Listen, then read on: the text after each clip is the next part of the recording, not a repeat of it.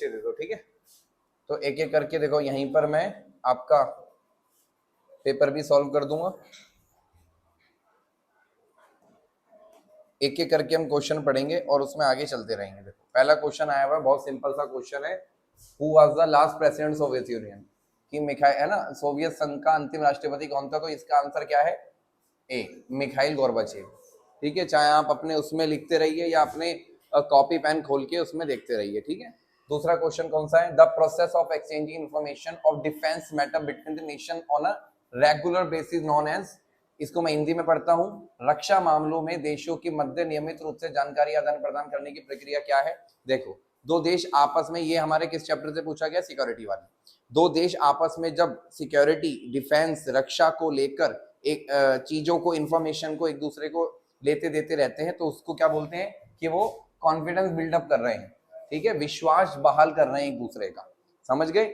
इसको विश्वास बहाली कहते हैं। इससे क्या होता है, आने वाले टाइम में जो हम अपने डिफेंस पे चीजें करने वाले हैं, तो दूसरे देश को किसी भी मतलब शंका नहीं होती। शंका मतलब कोई मन में डाउट नहीं होता कि ये कंट्री इसलिए कर रही है, ठीक है।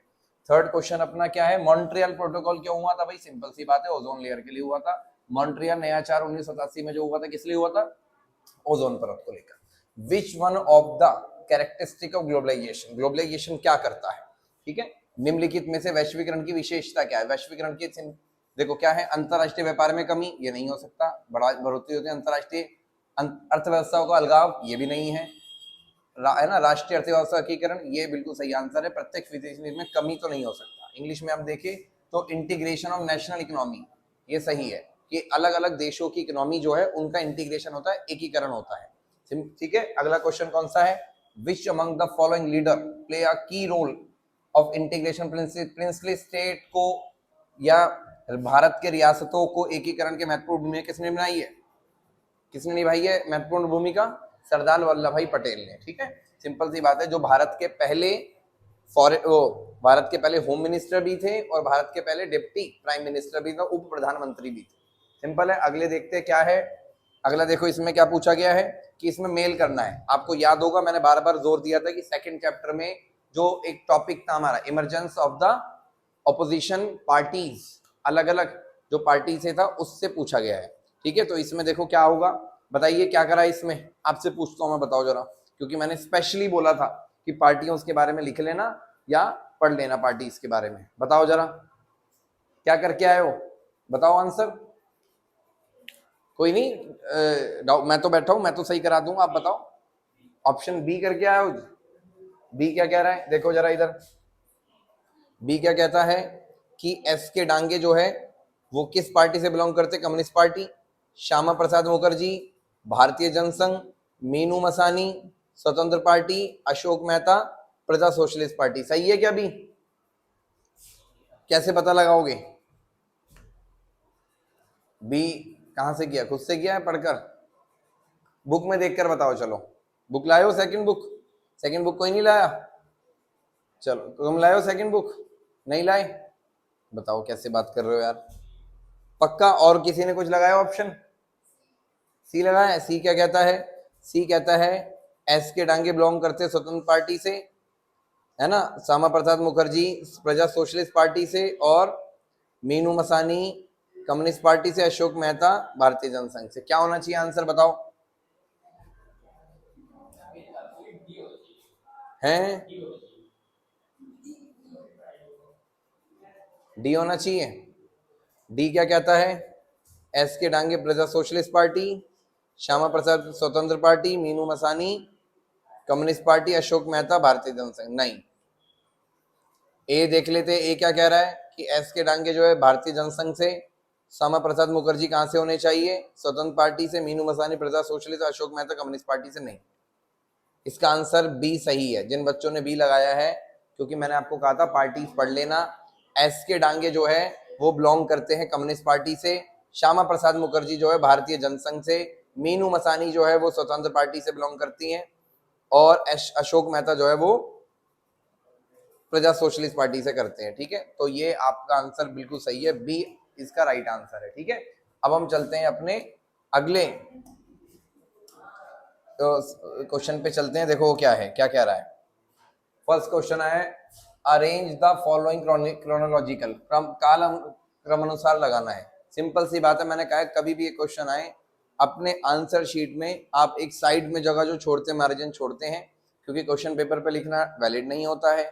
इसलिए आप क्या करिए, जो आंसर शीट है वहां पे कहीं साइड में आप इनके ईयर लिख लो। ईयर कैसे लिखोगे, देखो सिंपल सी बात है, वॉल ऑफ बर्लिन कब कब हुआ है, 89, है ना। सोवियत इन्वेजन अफगानिस्तान में कब हुआ है, 79। इंडो रशियन स्ट्रेटेजीज कब हुआ है, 2001 में। डिसइंटीग्रेशन कब हुआ है, 1991 में। तो क्या पहले क्या हुआ है, पहले देख लो, पहले अफगानिस्तान में ये हुआ है ए, फिर वॉल ऑफ बर्लिन, फिर सोवियत संघ का विघटन, फिर 2001 में इंडो रशियन। तो इसका आंसर क्या होना चाहिए, ए आंसर किसने लगाया है, सही है, चलो बढ़िया है। अगला देखते हैं असर्शन रीजन, जिसमें बच्चों को प्रॉब्लम होती है, इसमें बहुत ज्यादा प्रॉब्लम होती है, इसमें मालूम नहीं चलता आंसर क्या है। तो देख लो क्या है इसमें, इंडिया अडॉप्टेड डेमोक्रेटिक, है ना, form of government immediately after the independence. बिल्कुल सही बात है कि भारत ने, यहाँ हिंदी में पढ़ देते एक बार, भारत ने स्वतंत्रता प्राप्त करने के तुरंत बाद ही लोकतांत्रिक शासन प्रणाली को अपना लिया था, या कुछ समय बाद अपनाया था, अपना लिया था, ठीक है ना, ये बिल्कुल सही बात लिखी है। अगला क्या है, the constitution of India guaranteed universal adult franchise from the beginning. भारतीय संविधान में प्रारंभ से ही सार्वभौमिक वयस्क मताधिकार की गारंटी दी गई है। मत सार्वभौमिक वयस्क मताधिकार क्या होता है कि सब लोग जो 18 साल से ऊपर है, चाहे वो किसी भी जाति, धर्म या कास्ट से बिलोंग करे, रेस से, जेंडर से बिलोंग करे, वो वोट दे सकते हैं। तो दोनों बिल्कुल सही है, इसका आंसर होना चाहिए ए, ठीक है। ए क्यों है, क्योंकि दोनों को एक्सप्लेनेशन अच्छी दी गई है, क्योंकि हम डेमोक्रेटिक तभी बनेंगे जब भारत शुरू से ही अपने कॉन्स्टिट्यूशन में क्या डाल के रखेगा, यूनिवर्सल अडल्ट फ्रेंचाइजी, ठीक है, सिंपल सी बात है। आगे देखते हैं, आगे भी एक ऐसा रीजन है, नहीं पहले बीच में है, which of the following reflect a core value of non traditional security. Non security, है ना, इसमें क्या पूछा गया, गैर पारंपरिक सुरक्षा के संदर्भ में कौन सा एक तत्व केंद्रीय मूल्य को दर्शाता है। नॉन, गैर पारंपरिक सुरक्षा पूछी है, इसमें नॉन ट्रेडिशनल सिक्योरिटी पूछी है। तो देखो, सैन्य गठबंधन नहीं हो सकता, क्षेत्रीय विस्तार ये भी नहीं हो सकता, परमाणु प्रतिरोध नहीं हो सकता, पर्यावरण का संरक्षण, क्योंकि परंपरागत होती तो बाकी चीजें आती, ठीक है। अपरंपरागत, गैर परंपरागत है, नॉन ट्रेडिशनल है, तो क्या है, है ना, कंजर्वेशन ऑफ द एनवायरमेंट, कोई प्रॉब्लम नहीं है। अगला देखते हैं, अगला कौन सा था, India believe that the major responsibility of the curbing, है ना, curbing emission rest with the developed country which have accumulated emission over a long period of time। Hindi में एक बार पढ़ देते हैं, भारत का विचार है कि उत्सर्जन दर का, जो कार्बन एमिशन है उसका मतलब है कार्बन उत्सर्जन के दर में कमी की सबसे ज्यादा जिम्मेदारी विकसित देशों की है, क्योंकि उन्होंने एक लंबी अवधि तक उत्सर्जन किया है। मतलब क्या है, इंडिया का कहना है, जो डेवलप्ड कंट्री है उन्होंने ज्यादा कार्बन एमिशन किया है, कार्बिक एमिशन मतलब है कार्बन एमिशन, और ये बात सही भी है। जो आज से 100-150 साल पहले से डेवलप हो गई है कंट्री, जाहिर सी बात है उन्होंने क्या किया होगा, ज्यादा कार्बन का एमिशन किया होगा। इसलिए इंडिया का ये मानना है, बिल्कुल सही, काफी सारे देशों का मानना है, India is not a member to any international environmental agreement. ऐसा नहीं है, इंडिया ऐसा नहीं, ऐसा है क्या कि इंडिया किसी भी पर्यावरण अंतरराष्ट्रीय संगठन का या समझौते का कोई भागीदारी नहीं है, इंडिया ऐसा है, नहीं है। इंडिया बहुत सारे WTO का मेंबर भी है इंडिया, और सॉरी WTO कह रहा हूँ आपको, 1992 में क्या हुआ था, अर्थ समिट, ठीक है, उसका इंडिया मेंबर बना। क्योटो प्रोटोकॉल पे इंडिया ने साइन करे, तो ऐसा तो नहीं है। अभी रिसेंटली जो 2015-16 में वो हुआ था, क्या बोलते हैं उसको, पेरिस कॉन्फ्रेंस हुआ था क्लाइमेट चेंज के लिए, तो उसमें भी इंडिया पार्टिसिपेट है। तो इसका आंसर क्या होना चाहिए कि भाई है सी होना चाहिए। स्टेटमेंट फर्स्ट ट्रू है, बट सेकंड स्टेटमेंट क्या है, फॉल्स है ना, गलत है, वो असत्य है। समझ गए, चलिए अब आगे देखते हैं, अगले स्लाइड पे चलते हैं। अगला देखो क्या कहता है, जल्दी जल्दी पढ़ेंगे। How does the globalization contribute the new colonialism. वैश्वीकरण नव उदारवाद को किस प्रकार बढ़ावा देता है। पहले तो एक शब्द आया यहाँ पे जिसका नाम क्या है, न्यू कॉलोनियलिज्म। इसको पहले हम समझ लेते हैं, नव उदारवाद, क्योंकि जब ये शब्द नव उपनिवेशवाद, ठीक है, जब तक इसको समझोगे नहीं समझ नहीं आएगा। एक शब्द है उपनिवेशवाद, जिसको इंग्लिश में बोलते हैं कॉलोनियलिज्म। कॉलोनियलिज्म या उपनिवेशवाद क्या होता है, जब कोई एक देश दूसरे देश को क्या बना लेता है, गुलाम बना लेता है। जैसे अंग्रेजों ने भारत को क्या बनाया, गुलाम बनाया, फिर यहाँ की पॉलिटिक्स और यहाँ की इकोनॉमी पे पूरा 100% कंट्रोल कर लिया। अभी सारे देश दुनिया में आजाद है और कोई भी देश किसी भी दूसरे देश को गुलाम नहीं बना सकता, क्योंकि हम दुनिया में यूनाइटेड नेशन जैसे ऑर्गेनाइजेशन। लेकिन फिर यहाँ पे एक शब्द इस्तेमाल हुआ, उसके आगे क्या लिखा, है ना, नव उपनिवेशवाद। इंग्लिश में क्या है, नेओ कॉलोनियलिज्म। उपनिवेशवाद तो आप जानते हो क्या है, एक देश दूसरे देश को गुलाम बनाता है। तो नव उपनिवेशवाद क्या है, नव का मतलब होता है नया, तो नियो का मतलब क्या है, न्यू, न्यू कॉलोनियलिज्म है, नया उपनिवेशवाद है। कैसे, अब देखो, आप जानते हैं कि ग्लोबलाइजेशन क्या है, कि एक फ्लो है, ठीक है ना, किस चीज का फ्लो है ना, उसमें बहुत सारी चीजें होती है, गुड्स एंड सर्विस है, कैपिटल है, आइडियाज है नहीं है। अब आप जानते हैं कि इंडिया में ज्यादातर इलेक्ट्रॉनिक गैजेट्स जो है वो इंडियन ब्रांड के, बताइए है कोई, नहीं है, बताइए आप मुझे। अगर इलेक्ट्रॉनिक गैजेट्स की मार्केट की बात करें या दूसरे इलेक्ट्रॉनिक प्रोडक्ट की बात करें तो उसमें ऐसा कोई बहुत बड़ा प्लेयर है इंडिया का, नहीं है। उसमें कौन सी मार्केट है, आज जितने भी हमारे ऑफिसेज है उसमें कौन से सॉफ्टवेयर पे काम हो रहा है, ज्यादातर क्या है, हम जो कंप्यूटर लैपटॉप वगैरह चलाते हैं, या तो अगर कोई विंडोज लैपटॉप होते हैं, विंडोज जैसे बोर्ड है इसमें भी क्या डला हुआ है, विंडोज डला हुआ है। विंडोज जो है किसके, माइक्रोसॉफ्ट। और ज्यादातर ऑफिस में क्या इस्तेमाल होते हैं, कंप्यूटर, तो या तो वो किस पे चलेंगे, माइक्रोसॉफ्ट पे चलेंगे। माइक्रोसॉफ्ट है ना, माइक्रोसॉफ्ट कंपनी है, उसमें जो विंडोज है उसका चलेगा। या फिर अगर आपके पास एप्पल का कोई डिवाइस है तो उसके अंदर चलती है आईओएस सिस्टम चलता है ना, आईओएस या एप्पल का जो ऑपरेटिंग सिस्टम होता है वो चलता है। ऐसे आईओएस मोबाइल में चलता है, ऐसे ही एप्पल का एक सॉफ्टवेयर होता है जो उसके मैकबुक वगैरह पे चलेगा, ठीक है।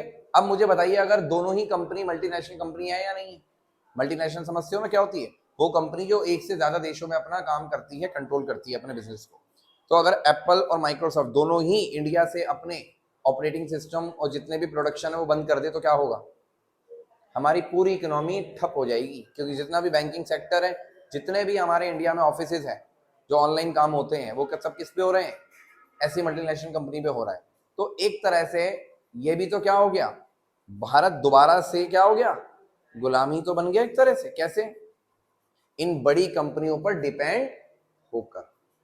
तो जब कोई बड़ी कंपनियां किसी दूसरे छोटे देश की इकोनॉमी को कंट्रोल कर लेती है तो हम उसको क्या बोलते हैं, ये भी तो एक तरह से न्यो कॉलोनियलिज्म है, नव उपनिवेशवाद है। अब इसके पीछे कई वजह है, वो हम वजह बाद में डिस्कशन करेंगे जब हम दोबारा ग्लोबलाइजेशन चैप्टर को रिवाइज करेंगे, ठीक है। तो इसका आंसर क्या होना चाहिए, by increasing economically backward nation और मल्टीनेशनल कंपनीज, है ना, आर्थिक रूप से कमजोर देशों को बहुराष्ट्रीय कंपनियों के वो करना। अब इससे आसान क्वेश्चन तो मैंने देखा नहीं है। Which year was the election commission of India set up? 1950। Bharat की चुनाव आयोग कब बना है, कब बना है भाई, गठन कब हुआ, 1950 में हुआ, ठीक है। इससे आसान क्या ही हो सकता है, बताइए जरा, ठीक है। अब आगे देखिए, अब हम बात कर लेते हैं कि सेक्शन बी पे आ जाते हैं। 6 आपको क्वेश्चन अटेम्प्ट करने हैं जो 2 नंबर के हैं, ठीक है। पहला क्वेश्चन क्या कहता है, do you think that the shock therapy an effective solution for the post Soviet Republic state? क्या आप मानते हैं कि शॉक थेरेपी सोवियत संघ के गणराज्यों के लिए प्रभावी ये समाधान थी? शॉक थेरेपी सॉल्यूशन था क्या, है ना, वो तो बर्बाद उससे हो गई पूरी इकोनॉमी। तो ये 2 नंबर का क्वेश्चन है, 2-3 पॉइंट आराम से बना के करें, बढ़िया, ठीक है। शॉक थेरेपी में आपको लिखना क्या है कि भाई शॉक थेरेपी जो है इकोनॉमिक मॉडल था जिससे इनके यहाँ गैराज से लोग, सोवियत के जितने भी पोस्ट, मतलब उसके बाद से, सोवियत के बाद से नेशन थे, उनकी गैराज से लोग, उनकी इकोनॉमी क्या हो गई, बिल्कुल खराब हो गई, ठीक है। अगला कौन सा है, एमनेस्टी इंटरनेशनल, फंक्शन बताने भाई इसके। एमनेस्टी इंटरनेशनल ब्रिटेन की एक ह्यूमन राइट्स पे काम करने वाली संस्थान है जो अपने ह्यूमन, है ना, करा है, क्या करा है, क्या कर दिया, एक चैप्टर है यूनाइटेड नेशन, है ना, कौन सा, इंटरनेशनल ऑर्गेनाइजेशन करके एक चैप्टर है, अंतरराष्ट्रीय संगठन, उसके अंदर एजेंसीज दे रखी है, ग्रीन ग्रीन कलर के बॉक्स बना रखे हैं। तो सबसे लास्ट, सेकंड लास्ट बॉक्स जो है वो है एमनेस्टी इंटरनेशनल, कैंडल सी बनी हुई है और उसके ऊपर ऐसे तार बनी हुई है। उसके बाद है ह्यूमन राइट्स वॉच। तो ह्यूमन राइट्स वॉच जो है वो अमेरिका की है, इंटरनेशनल एमनेस्टी जो है वो ब्रिटेन से बिलोंग करती है। ये गवर्नमेंट जो काम करती है, अलग अलग देशों की काम करती है, गवर्नमेंट उनके कामों पर नजर रखती है, एक और देशों के लोगों पर जो ह्यूमन राइट्स उनके वायलेट हो रहे हैं उसको देखती है। तो 2 काम लिखने थे, 2 नंबर के लिखा हुआ है, देखो मैंने बताया था आपको, इस तरह के आते हैं। अगला काम कौन सा है, साझी संपदा की गुणवत्ता निरंतर कमी आ रही है, इसमें उत्तरदायी के लिए दो कारकों को जानें। दो क्वालिटी ऑफ कॉमन प्रॉपर्टी है ना, resources continuously decreasing, highlight any two factor responsible for this. कि जो कॉमन प्रॉपर्टी है, कॉमन प्रॉपर्टी क्या है, एनवायरमेंट है, स्पेस है, एटमोस्फेयर है, इंटरनेशनल वाटर्स है, इसमें क्या हो रहा है, कंटिन्यूसली इनमें जो क्वालिटी है वो डिक्रीज हो रही है, डिक्रीजिंग हो रही है। तो इसके पीछे कारण आपको बताने हैं, बढ़ता पॉल्यूशन, और लोग अपने कंट्री जो है अपने सेल्फनेसनेस के लिए, मतलब स्वार्थ के लिए चीजों को इस्तेमाल करती है। कई सारे रीजन हो सकते हैं, आपने पढ़ा होगा। अगला देखो, इससे आसान तो चीजें नहीं हो सकती भाई। इंस्ट्रूमेंट ऑफ टैक्सेशन क्या है, what do you stand by term of instrument of taxation? एक पत्र है जिसपे प्रिंसली स्टेट साइन करके इंडिया का इंटीग्रेशन पार्ट बन सकती है। विलय पत्र क्या है, जिसपे रजवाड़े साइन करके भारत का भाग बन जाते हैं, भारत में उनका विलय हो जाता है। सिंपल सी बात है, तुमने पढ़ा है आप, ठीक है।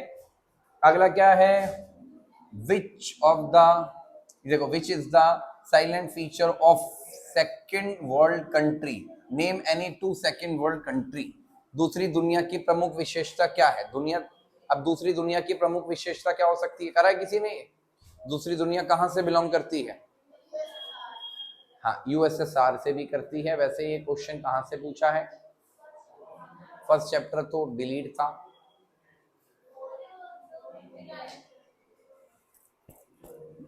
कह सकते हो। वैसे दूसरी दुनिया जो है ये आपसे उस चैप्टर, ये किस चैप्टर से आया है?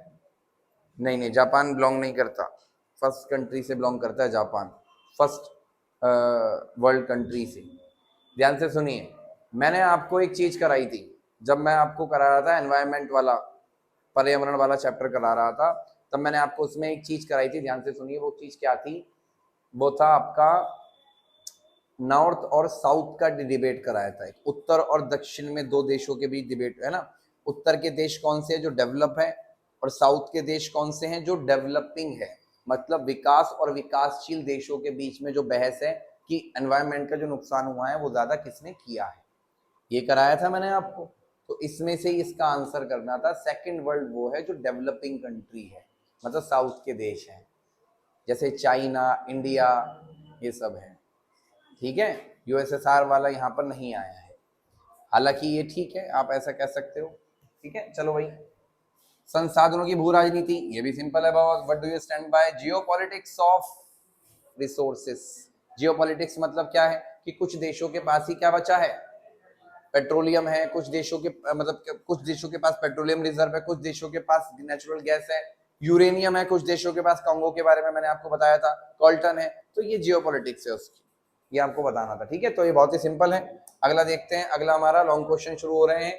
ये 5 नंबर, ये कितने ने, ये तो गलत है बेटा, यहाँ पे 4 होना चाहिए, ठीक है ना। ये सही लिखा है हिंदी में, देख लो कैसे मिस्टेक कर रहे हैं। अगर ये मिस्टेक तुम्हारे किसी यहाँ पर कर देते, अब ये किया है इन्होंने, देखो यहाँ पे क्या दे रखा है, 1990s के दशक है ना, 1990 के दशक में वैश्विक, यहाँ नहीं दे रखा, देखो ईयर नहीं दे रखा। तो हालांकि ये मिस्टेक है, सिली मिस्टेक है, सीबीएसई जो कर देता पागलों की तरह, ये नहीं करनी चाहिए। चलो खैर, इधर देखो 4 करने हैं। Explain any two causes responsible for the disintegration of Soviet union. ये इतना आसान क्वेश्चन है, सोवियत संघ के विघटन के लिए किन्हीं 4 कारणों की व्याख्या करें। 4 कारण कौन से थे, इकोनॉमिकल, पॉलिटिकल, सोशल और इमीडिएट, या कल्चरल भी हो सकता है, 5 हो जाएंगे, ठीक है। तो एक एक करके 4 कारण देने, और एक कारण क्या है, कितने नंबर का है, 1 नंबर का है, मैंने बताया था आपको करने के लिए, कराए सही से, चलो अच्छी बात है। एक्सप्लेन, और ये अस्क दे रखा है, कॉन्सिक्वेंसेज बताने आपको शॉक थेरेपी, ये भी बहुत आसान है। शॉक थेरेपी के कॉन्सिक्वेंसेज जो ऊपर आपने बताया था, शॉक थेरेपी सॉल्यूशन थी नहीं थी, उसमें 2 चीजें और बढ़ा के लिख देना कि क्या क्या प्रॉब्लम हुई थी उसकी, है ना, चीजों में। अगला कौन सा है, भारत नेपाल संबंधों में सहयोग और तनाव बताने हैं आपको। Clarify the India stand on the issue regarding reforming structure of United nation. हाँ, ये बताना ना आपको, 20 को, ये 21 पढ़ दिया मैंने, है ना, ये बताना पहले। Explain any two area cooperation and any two area of conflict in Nepal, Indo Nepal relation. तो इंडिया और नेपाल के रिलेशन में आपको पहले दो बताने, किसके, जो आपस में दोस्ती है, जैसे इंडिया नेपाल में पासपोर्ट भी नहीं लगता जाने के लिए, इसके अलावा ट्रेड हो जाता है, करेंसी एक दूसरे के यहाँ बहुत आराम से चल जाती है, लोगों को आना जाना बहुत फ्री है आराम से। प्रॉब्लम क्या है कि इंडिया की तरफ से एंटी इंडियन जो लोग होते हैं वो कहाँ चले जाते भागकर, नेपाल चले जाते। नेपाल उनको बचाने के लिए कुछ नहीं करता। नेपाल आरोप लगाता है कि इंडिया बड़ा है, वो डोमिनेंट दिखाता है। दूसरी बात, अपने कोस्टल लाइंस को हमारे लिए दिखाने नहीं देता। ठीक है, मैंने आपको बता दिया पहले भी। अगला कौन सा है, संयुक्त राष्ट्र संघ के ढांचे में बदलाव के मसले। मैंने सिक्योरिटी काउंसिल बताया आपको, यूनाइटेड नेशन सिक्योरिटी काउंसिल चीजों को, उसमें बदलाव होना है। ठीक है, अगला कौन सा, as Indian citizen how will you support India's case for permanent membership और सिक्योरिटी काउंसिल। भारत में, भारत की परमानेंट मतलब स्थायी चीज होने के पास आप कैसे स्थायी सीट भारत को मिल जाए, परमानेंट सीट भारत की मिल जाए किसकी, सिक्योरिटी काउंसिल की, तो आप किस तरह सपोर्ट करोगे। वो 5-6 कारण बताने हैं जो यूनाइटेड नेशन के सिक्योरिटी काउंसिल की परमानेंट सीट पाने के लिए फुलफिल हो सकते हैं। तो इंडिया कौन कौन से रीजन फुलफिल कर सकता है, उन 5-6 कारणों को आपको गिनाना था। बताया था मैंने आपको कौन कौन से। एक बड़ी इकोनॉमी होनी चाहिए, आर्मी बड़ी होनी चाहिए, डेमोक्रेटिक कंट्री होनी चाहिए, कल्चरल डाइवर्सिटी होनी चाहिए, ठीक है ना, और इकोनॉमी बड़ी होनी चाहिए, ये सारी चीजें। आगे देखो कौन सा है, वैश्वीकरण के किन्हीं 4 परिणामों की व्याख्या कीजिए। बहुत आसान, explain any 4 consequences of the globalization. ये भी बहुत आसान है, 4 चीजों को बताना है आपको। ठीक है, कैसे बता दोगे, उसमें कौन कौन से परिणाम है, कॉन्सिक्वेंसेस है, पॉलिटिकल, कल्चरल, इकोनॉमिकल, ठीक है ना, ये सब एक्सप्लेन कर दोगे आराम से। क्या करा इसमें,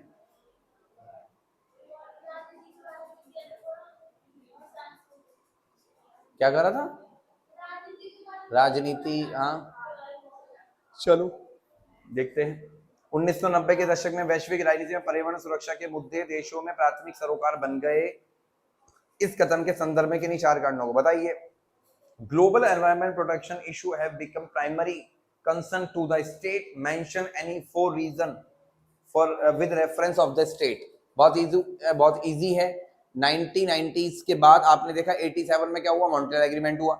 1990 में क्या हुआ, उनने है ना 1992 में अर्थ समिट हुआ। 97 में क्या हुआ, क्योटो प्रोटोकॉल हुआ। तो आप देखोगे सीक्वेंस वाइज है ना, ग्रेजुअली चीज एनवायरमेंट को लेके चीजें हुई है। पिछले 30 सालों से आप देखो तो वर्ल्ड वॉर या फिर आर्म्स, डीआर्मामेंट, निशस्त्रीकरण, हथियारों के ऊपर बात करने को लेकर ज्यादा से ज्यादा देशों ने जो मीटिंग की है वो किसके ऊपर की है, एनवायरमेंट को लेके की है। आज जितने भी बड़े ऑर्गेनाइजेशन है लाइक G20, G7, इनके अंदर अगर बहुत सारी बातें होती है ट्रेड को लेकर, पीस को लेकर, कॉपरेशन को लेकर, तो एनवायरमेंट के लेकर भी होती है। समझ गए ना, पर्यावरण आज ऐसा मुद्दा बन चुका है जो हर चीज में आप देख लो, आप फर्स्ट क्लास से लेके 12th क्लास हो। मैं अपने प्राइमरी में था तो मैंने एक सब्जेक्ट नहीं पढ़ा ईवीएस नाम का, लेकिन आज जो बच्चे प्राइमरी में हैं उन्होंने, या तुमने भी पढ़ा होगा ईवीएस नाम का, एनवायरमेंटल स्टडीज। तो वो धीरे धीरे सब एक मतलब आप देखोगे ना, एक कंसर्न बन गई है, एक सरोकार बन गई है, एक मुद्दा बन गया है बहुत इंपॉर्टेंट, जो हर फील्ड के बच्चों को पढ़ना है। अगर आप ज्योग्राफी पढ़ रहे हैं तो एनवायरमेंट पे क्या रिफ्लेक्ट करेगी, अगर पॉलिटी पढ़ रहे हैं तो एनवायरमेंट पे क्या रिफ्लेक्ट करेगी, अगर आप इकोनॉमिक्स पढ़ रहे हैं तो वो एनवायरमेंट पे कैसे रिफ्लेक्ट करेगी। एनवायरमेंट का इशू जो है वो सबको पढ़ाया जा रहा है। ठीक है, चलिए अब अगली स्लाइड पे चलते हैं फटाफट से। अगला क्या है हमारा, पहले क्लियर करें। हाँ, यहाँ आते देखो बच्चों, ये बहुत इजी यूनाइटेड नेशन का एक पैराग्राफ दे रखा है, उसमें 4 क्वेश्चन भी दे रखे हैं। संयुक्त राष्ट्र की बनावट और प्रक्रियाओं में सुधार निम्नलिखित में से किसके कामकाज से जुड़ी है। जो हमें स्ट्रक्चर का और प्रोसेस का रिफॉर्म करना है वो किससे जुड़ा है, सिक्योरिटी काउंसिल से जुड़ा है, सुरक्षा परिषद से जुड़ा है। ठीक है, how many time how many time number of member of security council has been increased. कितनी बार सुरक्षा परिषद के लोगों को बढ़ाया गया, केवल एक बार। कब बढ़ाया गया, इधर देख लो, option A is right answer. देखो 1965 से पहले यूनाइटेड नेशन में कितने मेंबर थे, 11 कैसे, 5 परमानेंट और 6 नॉन परमानेंट आईसाइड। ठीक है, और इसके बाद कितने कर दिए, 5 + 10, 4 मेंबर बढ़ाए हैं नॉन परमानेंट के। तो आंसर क्या है इसका, 1 है। ठीक है, चलिए वर्तमान में सुरक्षा परिषद के स्थायी सदस्य कितने हैं भाई, इतना आसान है, कितने हैं भाई, 5 है। परमानेंट मेंबर 5 है, जिनके पास क्या है, वीटो पावर है। पढ़ा ना हमने, सिंपल है। एशिया, अफ्रीका और दक्षिण अमेरिका के देशों की सुरक्षा परिषद में स्थायी सदस्य देने की मांग उठ रही है, क्योंकि यह आर्थिक विकास, अर्थव्यवस्था देश है, विकासशील है ना, ये अल्प विकसित संयुक्त राष्ट्र संघ में महत्वपूर्ण भूमिका निभाते हैं।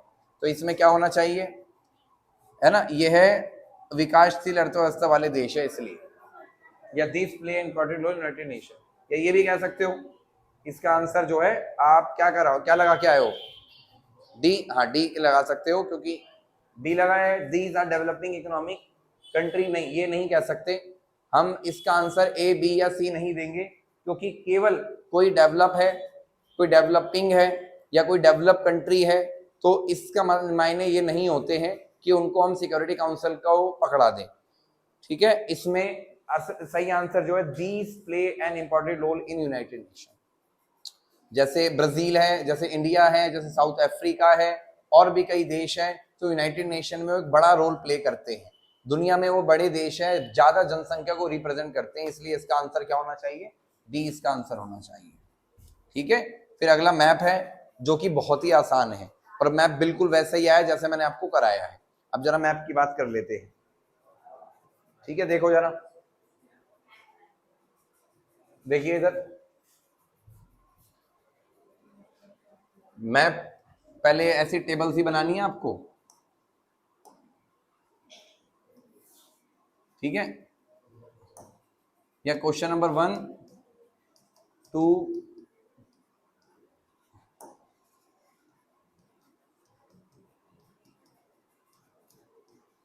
क्वेश्चन नंबर 1 क्या कहता है, देखो यहाँ पे ईयर मेंशन किया है और बल्कि ऊपर से नाम मेंशन कर दिया। नंबूदरीपात की गवर्नमेंट, नॉन कांग्रेस गवर्नमेंट कहाँ बनी है, सबसे पहले बी 57 में। ठीक है, आंसर क्या होना चाहिए, बी। बी पे कौन है, केरला है भाई। ठीक है, आगे देखिए, रफी अहमद किदवई, थोड़ा सा ऐसा क्वेश्चन पूछ लिया जो बड़ा बारीक है, क्योंकि ये मैंने कराया नहीं आपको, अब बुक में भी कहीं मेंशन नहीं है, डायरेक्टली मेंशन नहीं है, रफी अहमद किदवई का कोई बॉक्स भी नहीं है। तो यहां पर आप सबको अपना कॉमन सेंस लगाना है, क्योंकि बाकी चीजें तो पढ़ी है ना हमने, तो हम फिलहाल सेकंड क्वेश्चन को स्किप कर देते हैं, छोड़ना नहीं है, फिलहाल के लिए छोड़ रहे हैं, मतलब ऐसा नहीं बिना करे आओ। चलो पहले हम अगला देखते हैं। भारत के प्रथम गवर्नर जनरल सी राजगोपालाचारी, इनके बारे में मैंने आपको पढ़ा है कि भारत के पहले, स्वतंत्र भारत के पहले और आखिरी गवर्नर जनरल कौन थे, सी राजगोपालाचारी, चक्रवर्ती राजगोपालाचारी, जो तमिलनाडु के मुख्यमंत्री रह चुके थे। तो कहां से बिलोंग करेंगे, डी तमिलनाडु से, तो हमने तीसरे पे लगा दिया डी तमिलनाडु, ये रहा, सिंपल है। अब आते हैं अगला क्वेश्चन, स्वतंत्रता के बाद भारत में सम्मिलित की गई रियासत, आजादी के बाद कौन सा प्रिंसली स्टेट एड ऑन हुआ, इंटीग्रेशन हुआ है, कौन सा हुआ है, सी मणिपुर हुआ है, क्योंकि ये कोई रियासत नहीं है, वैसे भी ये दोनों आंसर हो चुके हैं, ये यूपी है, ये भी कोई रियासत नहीं है, तो सी मणिपुर इसमें शामिल हुआ है, तो सी मणिपुर बचा, क्या ए बच गया, और ए क्या है, यूपी। तो रफी अहमद किदवई कहां से बिलोंग कर रहे हैं, यूपी से। तो ये थोड़ा सा कॉमन सेंस अगर आप इस तरह से लगाओगे तो बहुत आराम से चीजें हो जाएगी, समझ गए ना। रफी अहमद किदवई कौन थे, वो इंटरिम गवर्नमेंट में पार्ट थे, अंतरिम जो सरकार बनी थी उसमें उन्होंने पार्टिसिपेट किया था। ठीक है, चलिए अगली स्लाइड पे चलते हैं बच्चों। अगली स्लाइड क्या कह रही है, इधर देखिए जरा, बहुत इजी कार्टून है, बहुत इजी कार्टून है। ठीक है, चाइना एक हमारा चैप्टर है ना, new centre, alternative centre of power, new centre of power या कंटेम्पररी सेंटर ऑफ पावर, सत्ता के वैकल्पिक केंद्र, समकालीन केंद्र से आया है। ये कार्टून किस कंट्री से बिलोंग करता है, चाइना से बिलोंग करता है। ठीक है, ड्रैगन रिफ्लेक्टेड टाइप ऑफ के कौन सी पावर को दिखा रहा है भाई, इकोनॉमिक पावर को दिखा रहा है। पर्सन जो बिलोंग कर रहा है, ये जो चाइना को रोकने की कोशिश कर रहा है, कौन है, अमेरिका है। How can increasing power of the nation shown in the cartoon be controlled, जो भाई दिखाया गया है, जो इसमें पावर दिखाई गई है, वो कार्टून में जो इकोनॉमिकल पावर किसी देश की बताई गई है, बढ़ रही है, तो उसको कैसे रोका जा सकता है, क्या कार्टून में दर्शाए गए देश की बढ़ती शक्ति को किस प्रकार रोका जा सकता है, विकसित देशों द्वारा विभिन्न क्षेत्रीय संगठनों को एकजुट करके अंतरराष्ट्रीय संगठन के हस्तक्षेप से देश की बढ़ती शक्ति को रोकना वर्तमान में असंभव है। क्या इसका आंसर करके आए हो, बताओ जरा, क्योंकि सोचने वाला है इसलिए मैं आपसे पूछ रहा हूँ, डायरेक्ट मैं आंसर दे दूंगा तो फिर मजा नहीं आएगा थोड़ा चीजों में। क्या करके आए हो, डी। बी क्या है, integration of various regional organization, और बताइए सी। डी। डी क्या है, देश की बढ़, नहीं नहीं ऐसा तो नहीं है ना, देश की बढ़ती अर्थव्यवस्था को रोकना संभव ही नहीं है। और आप बताओ क्या करके आए हो, सी करके आए हो। सी क्या कह रहा है, बाय रिफ्लेक्टिंग इंटरनेशनल ऑर्गेनाइजेशन, अंतरराष्ट्रीय संगठन के हस्तक्षेप से। और बताइए ए किया है, अरे चारों कर दिए, चलो तुमने ए कैसे किया है, तुम तो मॉर्निंग इवनिंग यार, विकसित देशों द्वारा क्या करा है, क्या होना चाहिए आंसर इसका, बताओ। देखो, कोई एक देश इसको ऐसे रोक नहीं, विकसित देशों द्वारा रोका नहीं जाएगा। इसका जो आंसर है वो बी है सही आंसर, विभिन्न क्षेत्रीय संगठनों को एकजुट करके। ठीक है, आंसर क्या है? By integration of various regional organization. क्योंकि ध्यान से सुनिए बच्चों, अगर आपको याद हो तो हमने ये किस चैप्टर से आया है? यह है सत्ता के नए केंद्र या समकालीन केंद्र। और ये आपको याद हो तो सत्ता के नए केंद्र जो उठकर आ रहे हैं, किस लिए उठकर आ रहे हैं? अमेरिका को, है ना, कंट्रोल करने के लिए। तो अमेरिका को कंट्रोल करने के लिए हमें जो है वो यूनिपोलर वर्ल्ड नहीं चाहिए, एक ध्रुवीय देश, एक ध्रुवीय दुनिया नहीं चाहिए। ऐसी दुनिया चाहिए जहां पर बहुध्रुवीय मल्टीपोलर देश हो, मतलब केवल एक ही देश के हाथ में सारी पावर होगी। जैसे कि हमने पढ़ा आफ्टर कोल्ड वॉर अमेरिका के हाथ में सारी पावर होती है, जिसकी वजह से क्या होता है?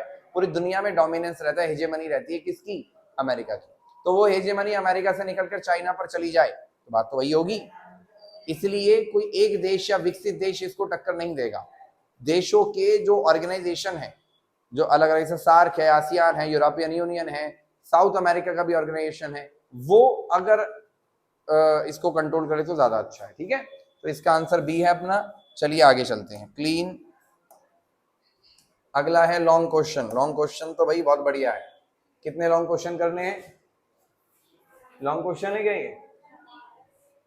है ना? हाँ जी, लॉन्ग क्वेश्चन। ये देखो यहाँ पे फिर पागलपन, ये देखो जरा क्या कर रखा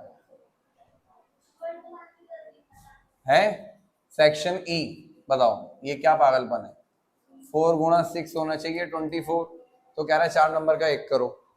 कितनी गलती है? ये गलतियां हैं बच्चा। अगर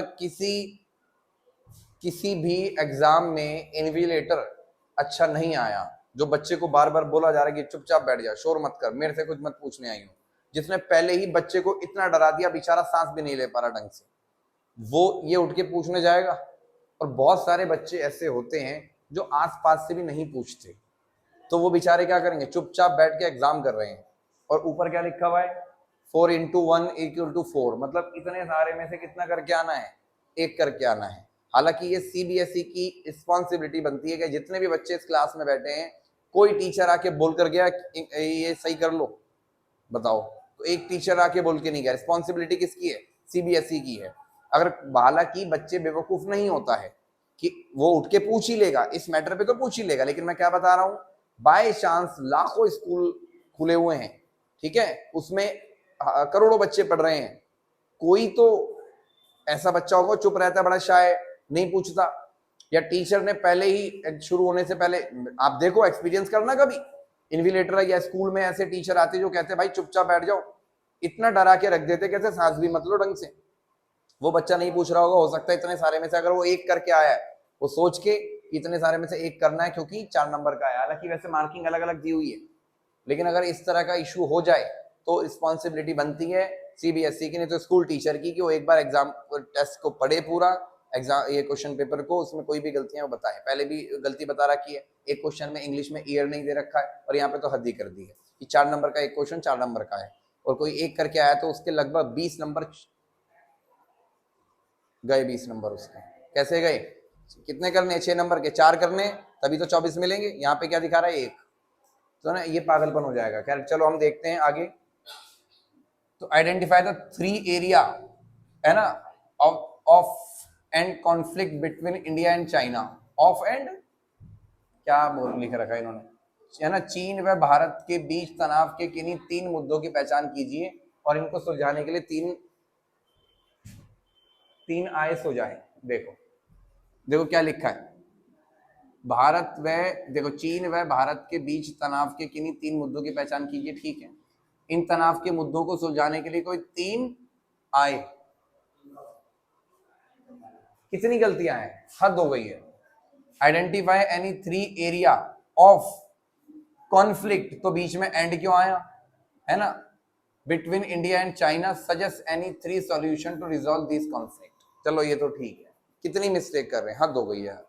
ठीक है ना, चलो भाई, खैर अब जो करा है तो करा है, आपको समझ आ गया इंडिया और चाइना के बीच में क्या प्रॉब्लम है, किन 3 प्रॉब्लम को बताना है। बॉर्डर इश्यूज है, और भी कई सारे इश्यूज है, इंडिया पाकिस्तान के रिलेशन को लेकर है, अरुणाचल को लेकर है, लद्दाख को लेकर है, कितने सारे इश्यूज है वो बताने, और वो सॉल्यूशन कैसे हो सकता है उसका वो बताना है।